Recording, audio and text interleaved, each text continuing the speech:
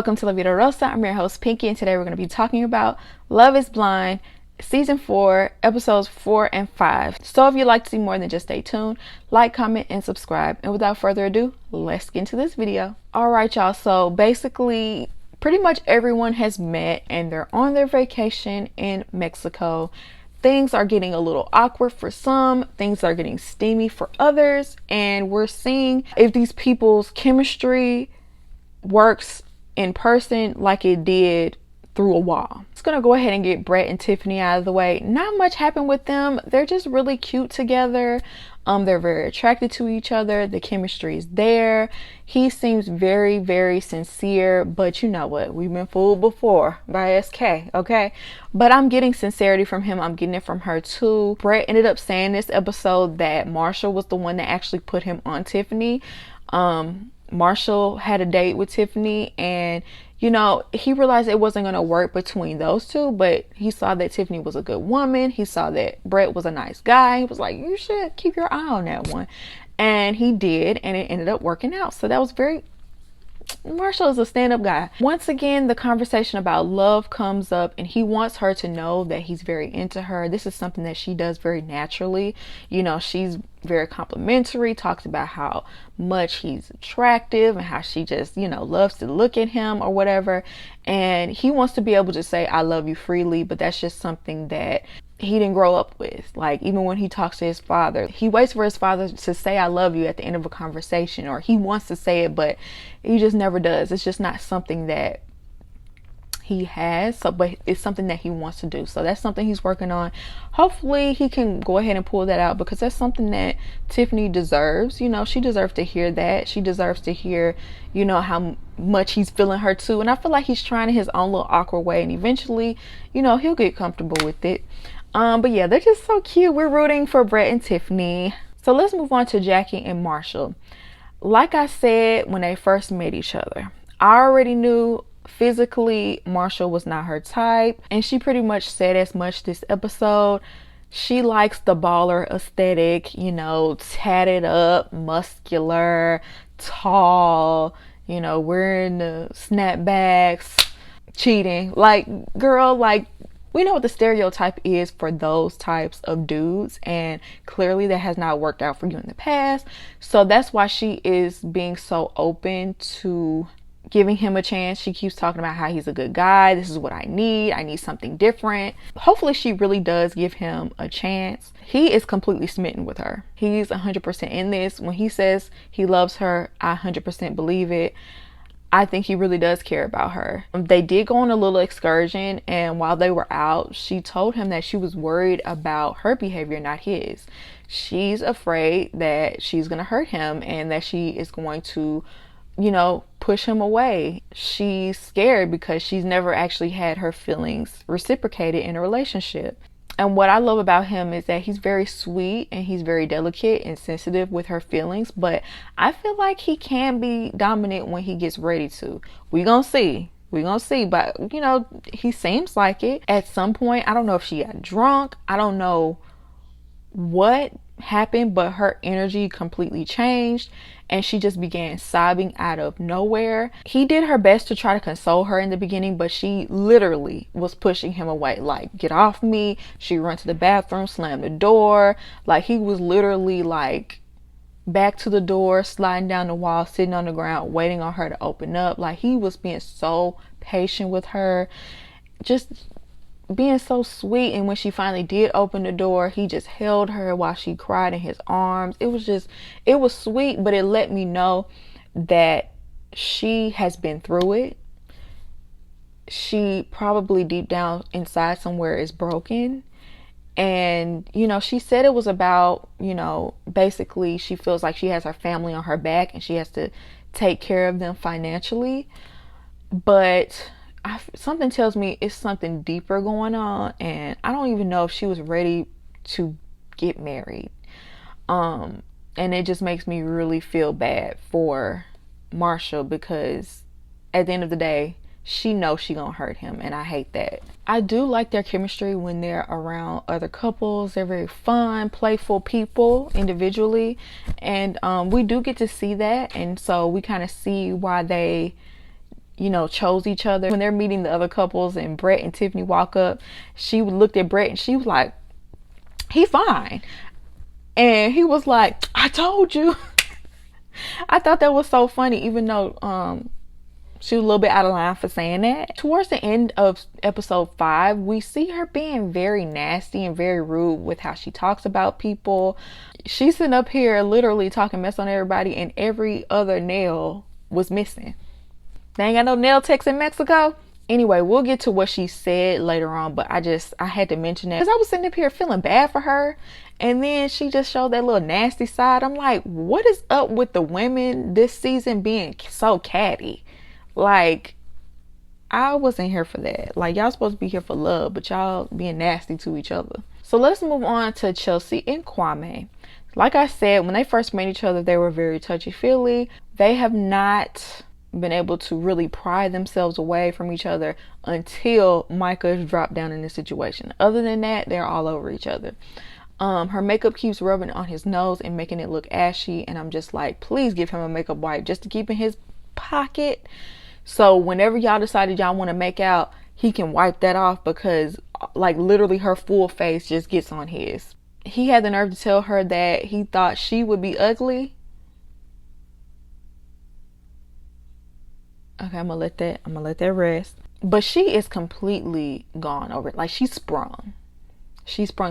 They been intimate, and ever since then, tunnel vision on Kwame. Okay, she's like, she already was feeling that way, but it just a million miles a minute now. He told her that basically she doesn't have anything to worry about because he doesn't care about anyone else here, but he does want to, he asked for permission to speak to Micah, which I thought was decent of him to do at the time, until I saw that he took an inch and went a mile. When he ended up seeing Micah in person, he was very attracted. You could tell like he was head over heels, just giggling when he was talking to her. And she was going overboard, doing a lot of hugging, touching, what ifs, touching his face, doing this, just constantly putting her hands on him. She knew she had him at one point. She was trying to spark that up in him, because once again, she really wants to be the main character so bad, and she likes to have that person doting after her. She likes to have her sidekick to do whatever she says, and she also likes to have that man that's constantly going to be have his tail wagging and his tongue hanging out, drooling over her. That's what Kwame is for her. So she's going to do whatever she can to stoke those fires with him every chance she gets. If she realizes that she can still spark emotion in him, she realizes she still got him, and she could hold that over Chelsea's head. But the thing about Micah is, she's doing all of this, but gaslighting everybody in this situation and making it, I'm glad he found someone. No, we could have worked out, but I'm glad it worked out the way it did, because you seem like you have a great relationship. And she's acting like she's not doing that, but you're see-through, you're transparent. You ain't hiding nothing. So she already pretty much admitted that her and Chelsea didn't get off on the best foot. Like, she don't like Chelsea, basically. And there was one point where Chelsea was in the pool, and she was like, okay, babe, when you're done with the conversation, can you get me this? And he was like, okay. So Chelsea and Irina are on the opposite side of the pool, and they're like, Kwame, can you get us some shots? I believe it was Irina. Can you get us some shots? And he basically was like, no. And they was trying to call him salty. Oh, I don't like his attitude. Oh, he's so salty. Knowing what they were doing, knowing they was playing off of what Chelsea just said. And if he would have brought her something and not Chelsea, it would have made the situation bad. I forgot how it happened. At some point, they get near each other again. She was like having a toast to his failed proposal to her, and basically laughed in his face and called him salty once again. And, obviously he felt some type of way about that, because she playing with his feelings. But the fact that he got so in his feelings, he had to pull her to the side, and he had to confront her, and she's acting shocked. Oh, you think it was malicious? Oh, that wasn't malicious. Oh, I didn't mean it like that. So the whole time, like, he's literally this far away from each other, talking to each other. She's touching all on him. They're having this long 20-minute conversation. Chelsea is like 5 feet away. Why are they in each other's face, skinning and grinning? You're supposed to be with me. Why they gotta keep hashing stuff out. Like, why you still feel like you need to get closure from this woman? You already chose me and you proposed to me. And so Chelsea just got up and left. She was extremely irritated about what was going on, and he didn't even notice that she left. Honestly, Paul should have been mad too, because you shouldn't want your partner all up in somebody's face that she used to date. You know what I'm saying? So they ended up leaving after that little display.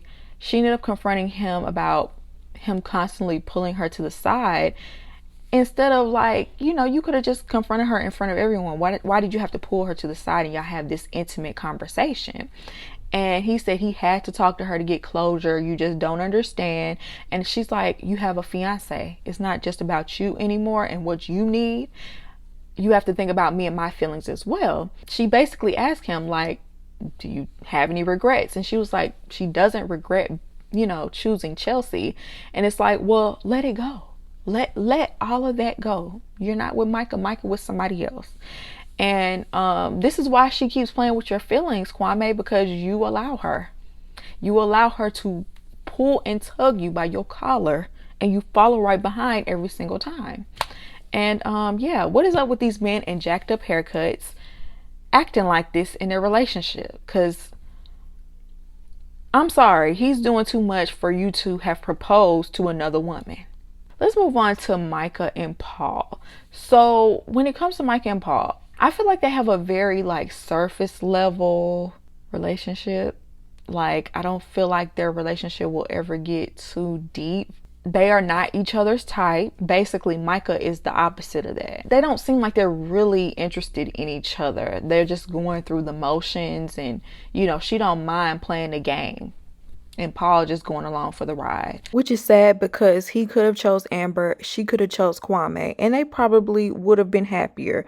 But instead they had to orchestrate and manipulate, and look what y'all got. So I already told y'all about the one-on-one that she had with Kwame. Jackie and Tiffany were talking to Micah about Chelsea storming off and being upset about, you know, the conversation they were having. Chelsea was really upset about that 20-minute conversation where y'all was all up in each other's face and feeling all on each other. And Jackie was being completely two-faced in the situation. She basically was saying, when you were in front of Chelsea and talking to Chelsea, like, yeah, I would have been mad. I would have been ready to fight. I've been ready to take his head off. And then when you get with Micah, you tell her, I don't even understand why she mad. If you really wanted him, you could have had him.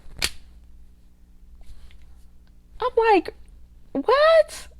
Like, she was being completely two-faced.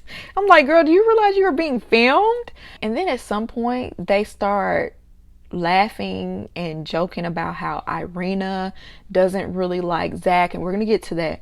But she started, like, really talking down on Zach and basically saying, you know, I would never hire him as a lawyer. He looks too shifty. Have you seen the way he looks? And later on in the episode, when she was talking about Irina, she was calling her a peasant. She had something to say about everybody behind their back. They better make her answer for all of this at the reunion, because she was talking real tall behind people's backs. But pretty much Micah was calling Chelsea insecure when you're flirting with her man.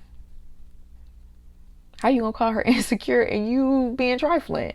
So she ended up pulling Chelsea to the side and trying to have a conversation. And Chelsea basically was telling her, I just didn't understand what was taking so long while y'all was having a conversation. And thank goodness there was a storm to interrupt it, because honestly, there didn't need to be a conversation between you two. Just stay away from my man. That's all you need to know. Just stay away. Just say hi and bye. There's no need for y'all to have these long conversations where y'all are discussing feelings. For what? For what? And leave me out of it too. All right, let's move on to Zach and Irina. Tragic. It's a complete tragedy, y'all. But Zach did this to himself. He should have listened to Bliss. So when they met each other, it was very underwhelming and awkward. Zach was very pleased with what he saw. Clearly, Irina was not, because she low-key was roasting him the entire time, telling him that he looked creepy and that he needs to blink more and that she doesn't like his facial expressions and that he looks like a cartoon. She can't put her finger on it, and she thought that he would look more normal. You're a whole goofy. Like, you're a weirdo.